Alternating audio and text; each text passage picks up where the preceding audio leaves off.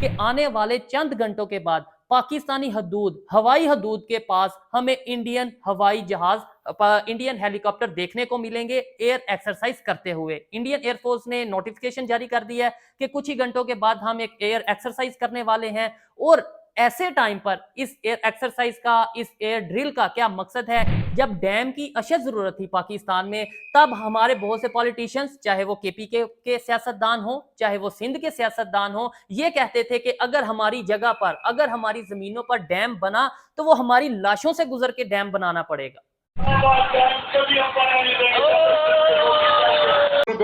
सुन ले, किसी कीमत पे हमें कालाबाग डैम मंजूर नहीं।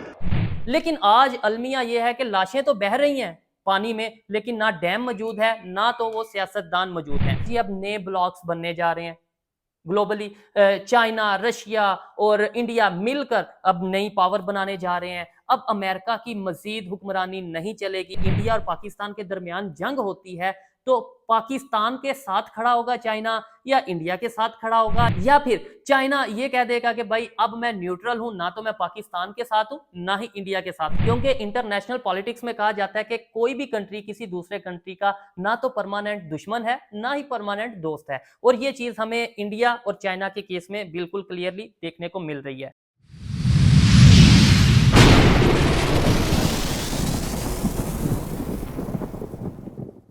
जी तो दोस्तों, मैं हूं सुहेब चौधरी और आप देख रहे हैं मेरा और आपका यूट्यूब चैनल रियल टीवी। आज से पहले तक आपने देखा होगा कि मैं मुख्तलिफ टॉपिक्स पर, मुख्तलिफ इश्यूज पर पाकिस्तानी पब्लिक की ओपिनियन रिकॉर्ड करता था और उस ओपिनियन को इस चैनल के थ्रू आप तक पहुंचाता था। आप में से बहुत से दोस्तों ने मुझे यह कहा कि जो पाकिस्तान की मौजूदा सूरत हाल है, या फिर जिन खबरों पर मैं पाकिस्तानी पब्लिक से बात करता हूं, उन इश्यूज पर, उन खबरों पर अपनी राय भी आप तक पहुंचाऊं। और वैसे भी मैं ये समझता हूं कि बहुत सी ऐसी खबरें, बहुत से ऐसे टॉपिक्स होते हैं जिन पर आम पाकिस्तानी उस तरीके से ओपिनियन नहीं दे सकता। तो इसलिए हमने ये एक सेगमेंट स्टार्ट किया है जिसमें कोशिश करेंगे कि डेली बेसिस पर जो भी ग्लोबल पॉलिटिक्स, जियोपॉलिटिक्स या फिर पाकिस्तान में जो करंट सिचुएशन है, जो भी चेंजिंग्स आ रहे हैं, उस पर मैं अपनी राय आप तक पहुंचा सकूं। आज के इस प्रोग्राम में 3-4 बड़ी खबरें आपके साथ शेयर करूंगा, उसके ऊपर अपनी ओपिनियन भी मैं आपको दूंगा। सबसे पहली खबर तो यह है कि ख्वाजा आसिफ साहब, जो कि पाकिस्तान के डिफेंस मिनिस्टर हैं, उन्होंने एक बहुत बड़ी स्टेटमेंट दी है। मैं ये कहूंगा कि उन्होंने पहली बार अपनी गलती को एक्सेप्ट किया है। फ्लड को लेकर उन्होंने ये कहा है कि जब भी फ्लड आता है हम ये कह देते हैं या तो ये नेचुरल डिजास्टर है, या फिर इंडिया ने पानी छोड़ दिया जिसकी वजह से पाकिस्तान में फ्लड आ गया, दैट्स इट। जबकि गलती हमारी अपनी है, गलती सिस्टम की है, गलती मैनेजमेंट की है। उनकी इस स्टेटमेंट को इन डिटेल डिस्कस करेंगे। दूसरी खबर यह है कि आने वाले चंद घंटों के बाद पाकिस्तानी हदूद, हवाई हदूद के पास हमें इंडियन हवाई जहाज, इंडियन हेलीकॉप्टर देखने को मिलेंगे एयर एक्सरसाइज करते हुए। इंडियन एयरफोर्स ने नोटिफिकेशन जारी कर दिया है कि कुछ ही घंटों के बाद हम एक एयर एक्सरसाइज करने वाले हैं। और ऐसे टाइम पर इस एयर एक्सरसाइज का, इस एयर ड्रिल का क्या मकसद है, इसके ऊपर बात करेंगे। इसको रिस्पॉन्स करते हुए पाकिस्तान भी क्या कोई अपनी ऐसी एक्सरसाइज स्टार्ट करेगा, इसके ऊपर बात करेंगे। फिर अब हम बात करेंगे जी MI-17, जो कि पाकिस्तान का हेलीकॉप्टर है, वो तबाह हो गया, जिसमें पाकिस्तानियों की, मैं कहूंगा कि 5 पाकिस्तानियों की जानें गई हैं। वो कहां पर तबाह हुआ, कैसे तबाह हुआ, इसके ऊपर भी डिटेल में बात करेंगे। फिर एससीओ की मीटिंग, चाइना में एससीओ की मीटिंग हुई। एक्सपेक्टेड ये था कि पाकिस्तान के prime minister, Indian prime minister at least एक दूसरे के साथ 2-3 मिनट या 2-4 मिनट अपने जो अल्फाज हैं जो उनको तबादला करेंगे, किसी ना किसी टॉपिक पर जरूर बात करेंगे, लेकिन ऐसा देखने को नहीं मिला। इंडियन मीडिया इसके ऊपर क्या रिपोर्ट कर रहा है, पाकिस्तानी मीडिया इसके ऊपर क्या रिपोर्ट कर रहा है, और अंदर के हकाइक क्या हैं, इन चीजों को हम डिस्कस करेंगे। अब आते हैं ख्वाजा आसिफ साहब की स्टेटमेंट के ऊपर। देखें जी, ये हमारी पुरानी रवायत है कि जब भी पाकिस्तान में फ्लड आया, खास तौर पे रावी के थ्रू पंजाब के एरिया में फ्लड आया, हमने ये कह दिया, हर पाकिस्तानी ने, पाकिस्तान के मीडिया ने, हर सोशल मीडिया पे यही देखने को मिलता है कि जी इंडिया ने पानी छोड़ दिया जिसकी वजह से सैलाब आया। फिर हम उसके उसके हल, उस इशू के हल की तरफ भी नहीं जाते, या ज्यादा से ज्यादा अगर हमें हल का पता है, आम पाकिस्तानी हो या फिर हमारे पॉलिटिशियंस हो या फिर हमारा मीडिया हो, हम यही कह देते हैं जी वो डैम नहीं बना ना, डैम बना होता तो फ्लड को हम कंट्रोल कर लेते। जबकि मेरे ख्याल से डैम भी अब, हमारी गलती ये है कि हम सिस्टम से या फिर हम दुनिया से बहुत पीछे चल रहे हैं। कि जब नया नया प्रिंटिंग प्रेस आया था, बड़ी इंटरेस्टिंग ये बात है, बहुत से लोगों को शायद पता होगा, जिनको नहीं पता मैं बताता चलूं। जब नया नया प्रिंटिंग प्रेस आया था तो हमारे मौलाना हजरात, बहुत से जो मजहबी स्कॉलर हैं, उन्होंने बोला नहीं जी ये तो इस्लाम में हराम है, हम प्रिंटिंग प्रेस यूज नहीं करेंगे। तो जिसकी वजह से हुआ क्या कि हम नॉलेज से, हम बुक्स से उस तरीके से हम उन्हें प्रिंट नहीं कर पाए और हम एजुकेशन सिस्टम में पीछे, दुनिया से पीछे रह गए। और फिर हमें 50 साल बाद, 60 साल बाद अकल आई कि हाँ यार, प्रिंटिंग प्रेस तो वक्त की मजबूरी है। इसी तरीके से जब नया नया लाउड स्पीकर आया था तो बहुत से मौलाना हजरात ने फतवा लगा दिया, नहीं जी ये तो इस्लाम में हराम है, ये तो शैतान की आवाज देता है, इसलिए इसे हम यूज नहीं करेंगे। फिर वक्त के साथ साथ 50 साल गुजरे, 60 साल गुजरे, या जितना भी वक्त गुजरा, जब दुनिया बहुत आगे चली गई लाउड स्पीकर से, तब हमारे मौलाना साहब को भी याद आया कि मस्जिद में भी एक स्पीकर होना चाहिए जिसमें हम आवाज देंगे तो ज्यादा से ज्यादा लोगों तक अजान की, जिसमें हम अजान देंगे तो ज्यादा से ज्यादा लोगों तक अजान की आवाज जाएगी। जब डैम की अशद जरूरत थी पाकिस्तान में, तब हमारे बहुत से पॉलिटिशियंस, चाहे वो केपी के सियासतदान हो, चाहे वो सिंध के सियासतदान हो, ये कहते थे कि अगर हमारी जगह पर, अगर हमारी जमीनों पर डैम बना तो वो हमारी लाशों से गुजर के डैम बनाना पड़ेगा। लेकिन आज अलमिया यह है कि लाशें तो बह रही हैं पानी में, लेकिन ना डैम मौजूद है, ना तो वो सियासतदान मौजूद हैं। आज हमारे सियासतदान ये रोना रोते नजर आ रहे हैं कि जी डैम होना चाहिए, जबकि मेरी पर्सनल ऑब्जर्वेशन या मेरी अगर आप जियो पॉलिटिक्स देखें या अगर आप जदीद दुनिया को देखें तो आपको आइडिया होगा कि अब सैलाब, फ्लड या ऐसी नेचुरल डिजास्टर का हल सिर्फ और सिर्फ डैम नहीं है। देखिए, डैम हम बना लेंगे किसी एक दरिया के ऊपर, किसी एक एरिया में, लेकिन अगर किसी दूसरे दरिया की तरफ से फ्लड आता है तो उसका जिम्मेदार कौन होगा और उसे कैसे रोका जाएगा? दुनिया बहुत तेजी से आगे जा चुकी है, बहुत से नई टेक्नोलॉजी के थ्रू, या फिर अगर हम कहें इंफ्रास्ट्रक्चर को इतना मॉडर्नाइज कर दिया गया है कि फ्लड को या ऐसी नेचुरल डिजास्टर को रोकने के लिए इंफ्रास्ट्रक्चर को के ऊपर वर्क किया गया है। आज हम ये कह रहे हैं जी डैम होना चाहिए, डैम होगा तो फ्लड नहीं आएगा, फ्लड आ जाएगा तो पानी सारा हम उस डैम में डाल देंगे, तो चलो जी फ्लड का तो खतरा ही नहीं है। तो मेरे ख्याल से अब बात डैम से बहुत आगे बढ़ चुकी है। सिर्फ डैम से ये फ्लड नहीं रुकेगा, क्योंकि पाकिस्तान के जो, अगर हम गवर्नमेंट की बात करें या फिर इंटरनेशनल रिपोर्ट्स की बात करें, तो हर साल, हर आने वाले साल पानी का ये फ्लो, नेचुरल डिजास्टर की बात करें तो ये बढ़ता नजर आएगा। कोई कहता है 20% ज्यादा नेक्स्ट ईयर होगा, कोई कहता है 25% ज्यादा होगा इस पानी का फ्लो। तो इसलिए हमें इसके ऊपर वर्क करने की जरूरत है। चले, ख्वाजा साहब ने स्टेटमेंट दी है, अच्छी बात है, अपनी गलती को एक्सेप्ट करना, अपने सिस्टम में जो गलती हैं उसे एक्सेप्ट करना और उनके ऊपर वर्क करना एक पॉजिटिव चीज है, हम इसको अप्रिशिएट करते हैं। लेकिन काश के हम अपनी गलतियों को वक्त के ऊपर, टाइम के ऊपर ही एक्सेप्ट करें और उनके ऊपर वर्क करें। अच्छा, अब जी इंडियन एयरफोर्स की अगर बात करें तो ऐसे टाइम में खबरों के मुताबिक, और इवन इंडिया ने एक नोटिफिकेशन भी जारी किया है कि कराची से 60 मील, 70 मील की दूरी पर इंडियन एयरफोर्स अपनी एक्सरसाइज करेगी।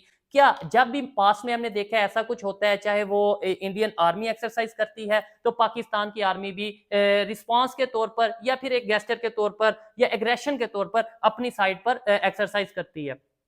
ऐसे मौके पर जब अभी कुछ ही टाइम गुजरा है, पाकिस्तान और इंडिया की जंग हुई है, और वो जंग भी मैं समझूंगा कि फजाई जंग थी, उसमें सच मतलब जमीनी जंग नहीं थी, फजाई जंग थी। पाकिस्तान का ये क्लेम है कि हमने 5-6 इंडिया के त्यारे गिरा दिए, इंडिया का भी क्लेम है कि हमने बहुत नुकसान किया। ऐसे टाइम पे अगर इंडिया एयर एक्सरसाइज कर रहा है तो उसका क्या मतलब है, और इसके ऊपर भी एक मतलब आने वाले टाइम में जो डेवलपमेंट होगी उसके ऊपर हम बात करेंगे। अब हम बात करते हैं जी एससीओ की मीटिंग पे, पूरी दुनिया में डिस्कस किया जा रहा है, और डेफिनेटली ऐसी खबर है, ये ऐसा एक मतलब इवेंट था जिसे डिस्कस करना भी जरूरी था। पाकिस्तान से लेकर अमेरिका तक, इंडिया से लेकर रशिया तक इन चीजों को डिस्कस किया जा रहा है। कुछ लोग ये कह रहे हैं कि जी अब नए ब्लॉक्स बनने जा रहे हैं ग्लोबली, चाइना, रशिया और इंडिया मिलकर अब नई पावर बनाने जा रहे हैं। अब अमेरिका की मजीद हुक्मरानी नहीं चलेगी। कुछ लोग पाकिस्तान की अगर बात करें या ओवरऑल बात करें, इवन अमेरिका की बात करें, तो वो ये कहते नजर आ रहे हैं कि हमें एससीओ की मीटिंग से या एससीओ के मेंबर से या कोई भी अगर ऐसा ब्लॉक बनता है तो उससे ऐसा फर्क नहीं पड़ेगा। तो अब देखें इंडिया का इसमें क्या रोल है, इंडियन प्राइम मिनिस्टर की इसमें जो स्ट्रेटजी है उसके ऊपर भी हम देखेंगे कि उन्होंने किस तरीके से 7 साल बाद या 8 साल बाद, ऑलमोस्ट 7-8 साल बाद उन्होंने चाइना का विजिट किया। पहले हम देखते थे कि जैसे इंडिया और पाकिस्तान की आपस में जंग रहती है, 24 घंटे सर्द जंग रहती है, वैसे ही चाइना और इंडिया की जंग रहती थी। लेकिन अब उन्होंने अपनी स्ट्रेटजी बदली। उन्होंने देखा कि अगर अमेरिका हमें आंखें दिखा रहा है या ट्रंप अगर हमारे साथ रिलेशंस बेहतर नहीं रखना चाहता, तो क्यों ना हम चाइना के साथ रिलेशन बेहतर करें। क्योंकि इंटरनेशनल पॉलिटिक्स में कहा जाता है कि कोई भी कंट्री किसी दूसरे कंट्री का ना तो परमानेंट दुश्मन है, ना ही परमानेंट दोस्त है। और ये चीज हमें इंडिया और चाइना के केस में बिल्कुल क्लियरली देखने को मिल रही है। अब एक चीज ये है कि पाकिस्तान का मीडिया और पाकिस्तान के लोग ये कहते नजर आ रहे हैं कि जी पाकिस्तान इस टाइम एशिया में गेम चेंजर के तौर पर सामने आएगा। उसकी रीजन जब पूछी जाती है तो कहते हैं जी उसकी रीजन ये है कि जी देखें इस टाइम पाकिस्तान के रिलेशन अमेरिका के साथ भी बेहतर हैं। डोनाल्ड ट्रंप आए दिन पाकिस्तान को लेकर कोई ना कोई स्टेटमेंट देते रहते हैं, इंडिया के अगेंस्ट आए दिन कोई ना कोई स्टेटमेंट देते रहते हैं। पाकिस्तान के रिलेशन इस टाइम चाइना के साथ भी डेफिनेटली बहुत बेहतर है, पाकिस्तान में बहुत सी इन्वेस्टमेंट है चाइना की। और फिर अब पाकिस्तान के रिलेशन रशिया के साथ भी बेहतर है, यानी कि जो बड़ी पावर्स हैं दुनिया की उनके साथ पाकिस्तान के रिलेशन बेहतर हैं। और ये पाकिस्तान ने बेहतर नहीं किए, ये दुनिया की मजबूरी पाकिस्तान बन गया जिसकी वजह से उन्हें रिलेशन खुद बेहतर करने पड़े। खबरें ये हैं जी पाकिस्तान को ऑफर किया है रशिया ने कि हम आपके साथ टेक्नोलॉजी के शोबे में, हम आपके साथ इंफ्रास्ट्रक्चर के शोबे में, ट्रेड के शोबे में हम आपके साथ काम करना चाहते हैं। जबकि दूसरी साइड पे अमेरिका की बात करें तो अमेरिका ने इंडिया पर इस एक इशू की वजह से मतलब यह कि इख्लाफात को स्टार्ट किया कि इंडिया रशिया से ऑयल क्यों ले रहा है या ट्रेड क्यों कर रहा है इतने बड़े पैमाने पर। और ये सब चीजें देखने वाली हैं, गौर करने वाली हैं। इन पर मेरी ये राय है, मैं ये समझता हूँ कि देखें अगर हम बात करें आज से कुछ साल पहले की तो पाकिस्तान के ऊपर बहुत सी चीज़ों पर पाबंदी लग रही थी। पाकिस्तान एफएटीएफ की ग्रे लिस्ट में भी रहा है। पाकिस्तान में पाकिस्तान के बारे में ये भी कह दिया गया था यूएसए की तरफ से, यूरोप की तरफ से, बहुत से कंट्रीज की तरफ से कि पाकिस्तान एक ऐसा कंट्री है जहां पर हम अपने सिटीजन्स को भी नहीं भेज सकते। इवन पाकिस्तान के सिटीजन्स को दूसरे कंट्रीज में वीजा नहीं मिल रहा था। अभी भी बहुत से कंट्रीज में इश्यूज आते हैं, खासतौर पे यूरोप की बात करें हमें वीजा नहीं मिलता इतना आसानी से। अगर अमेरिका की बात करें तो बहुत मुश्किल है वीजा मिलना, समझ लें कि एक बहुत गनीमत हो जाती है अगर किसी पाकिस्तानी को अमेरिका का वीजा मिले। लेकिन आने वाले टाइम में शायद ये रिलेशन बेहतर होंगे। और यहां पर एक चीज मैं ये जरूर कहना चाहूंगा कि इंडिया और चाइना आपस में बहुत से इख्लाफात होने के बावजूद वक्त की जरूरत को समझते हुए आपस में रिलेशन बेहतर कर सकते हैं या एटलीस्ट रिलेशन बेहतर करने की एफर्ट कर सकते हैं। तो इंडिया और पाकिस्तान आपस में रिलेशन क्यों नहीं बेहतर कर सकते। और अगर रिलेशन एज सच अभी तो कोई ऑफिशियली कोई बड़ी स्टेटमेंट या कोई ऐसी डेवलपमेंट नहीं हुई कि हम ये कह दें कि जी इंडिया और चाइना के रिलेशन अब बहुत ही बेहतर हो गए हैं, बहुत ही पॉजिटिव हो गए हैं, लेकिन एफर्ट्स जारी हैं। बट जब ये रिलेशन बेहतर नहीं भी थे तो ट्रेड उनकी नहीं रुकी एटलीस्ट। जबकि पाकिस्तान और इंडिया की बात करें जैसे ही हालात थोड़े कशीदा होते हैं ट्रेड सबसे पहले बंद की जाती है। अभी भी कई सालों से पाकिस्तान और इंडिया के दरमियान ट्रेड नहीं की जा रही। पाकिस्तान की तरफ से ये नो डाउट स्टेप लिया गया, ट्रेड बंद की गई जब इंडिया ने कश्मीर से आर्टिकल 370 हटाया।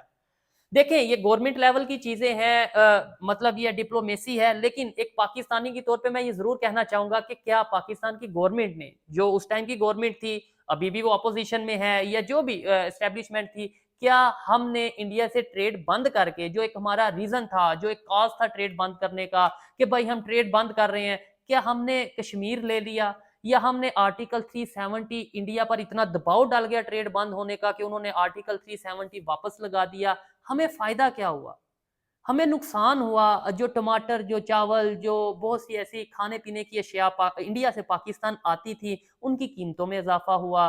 पीपल टू पीपल कनेक्शन कमजोर हुए। गवर्नमेंट लेवल पर जो डिप्लोमेसी थी, जो गेट थे वो क्लोज हुए। अगर हम बात करें स्पोर्ट्स की, बहुत सी ऐसी चीजें सामने आई कि अब उस तरीके से इवन इंडिया वाले कहते हैं कि हम पाकिस्तान खेलने नहीं आएंगे, पाकिस्तान की तरफ से स्टेटमेंट जाती है कि अगर इंडिया नहीं आएगा तो हम भी नहीं जाएंगे। कहने का मतलब यह है कि दो नेबर्स के दरमियान ट्रेड बंद करने से कशीदगी बढ़ी। और ये एक बड़ा बड़ा सादा सा कानून है, बड़ा सादा सा फार्मूला है। जब तक दो इंडिविजुअल्स के दरमियान, दो कंट्रीज के दरमियान या किसी भी दो पार्टीज के दरमियान आपस में इकोनॉमिकली, आपस में अगर फिनेंशियली कोई आपस में रिलेशन नहीं होता, कोई लेन देन नहीं होता, तो उनके रिलेशन ज्यादा देर शायद चल नहीं पाते। इंटरेस्ट नहीं होता ना, जिसकी वजह से ज्यादा रिलेशन चल नहीं पाते। तो मेरे ख्याल से ये एक बहुत ही वाइज डिसीजन नहीं था, बहुत ही बेहतर फैसला नहीं था जो पाकिस्तान गवर्नमेंट, उस टाइम की गवर्नमेंट की तरफ से किया गया। फिर हम बात करते हैं अब जी चाइना की। कि अगर चाइना इंडिया के साथ रिलेशन बेहतर करता है तो क्या वो पाकिस्तान को उस तरीके से आने वाले टाइम में साथ लेकर नहीं चलेगा। अगर चाइना इंडिया के साथ रिलेशन बेहतर कर लेता है तो आने वाले टाइम में, क्योंकि इंडिया का ये स्टांस है, इंडियन गवर्नमेंट का ये कहना है, उनके मतलब उनके मीडिया पर्सन या उनके आम पब्लिक भी ये कहती है कि भाई हम जल्द फिर कोई ऑपरेशन लॉन्च करेंगे, जैसे ऑपरेशन सिंदूर लॉन्च किया किया था वैसे ही हम फिर कोई ऑपरेशन लॉन्च करेंगे। तो क्या फिर से अगर अल्लाह ना करे इंडिया और पाकिस्तान के दरमियान जंग होती है तो पाकिस्तान के साथ खड़ा होगा चाइना या इंडिया के साथ खड़ा होगा, या फिर चाइना ये कह देगा कि भाई अब मैं न्यूट्रल हूं, ना तो मैं पाकिस्तान के साथ हूं ना ही इंडिया के साथ हूं। ये एक बड़ा सवाल है, क्वेश्चन मार्क है। जो लोग ये वीडियो ये प्रोग्राम देख रहे हैं वो भी अपनी ओपिनियन इसके ऊपर जरूर दीजिएगा कि अगर चाइना के रिलेशन इंडिया के साथ बेहतर हो जाते हैं, बहुत बेहतर हो जाते हैं, तो क्या अगर इंडिया पाकिस्तान की जंग होती है तो चाइना किसका साथ देगा। ये आज की जो खबरें थी, जो मतलब करंट इश्यूज थे, वो मैंने आप तक वो खबरें पहुंचाई, उनके ऊपर अपनी नाकस सी ओपिनियन भी आप तक पहुंचाई। आपको आज की वीडियो मेरे जो जो भी राय थी वो कैसी लगी, आपको मेरे ख्यालात कैसे लगे, या इस वीडियो में जो भी खामियां थी वो आप कमेंट बॉक्स में दिल खोलकर जरूर शेयर करिएगा, अपनी राय का इजहार करिएगा। और कोशिश करेंगे ऐसे ही लेटेस्ट खबरों के साथ, लेटेस्ट डेवलपमेंट्स के साथ अपनी ओपिनियन आप तक शेयर करता रहूं। ये वीडियो कैसी लगी कमेंट बॉक्स में जरूर बताइएगा। मिलते हैं नेक्स्ट वीडियो में, तब तक के लिए पीस आउट, अल्लाह हाफ़िज़।